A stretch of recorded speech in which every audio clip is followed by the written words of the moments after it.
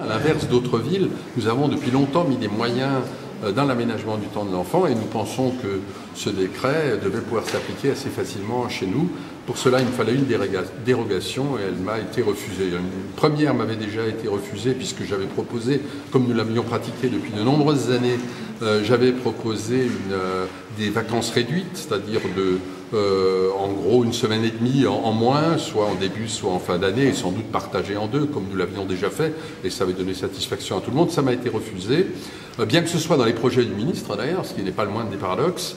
Et puis là, j'avais proposé une après-midi entière d'activité municipale, donc sur les lieux traditionnels d'activité, et ça aussi, ça vient de m'être refusé.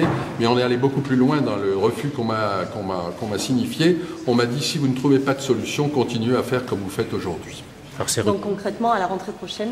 Concrètement, à la rentrée prochaine, rien ne bougera à Épinal, contrairement à la volonté et des enseignants et de la municipalité, je dirais même de la totalité du conseil municipal, puisque on avait fait l'unanimité sur ce sujet.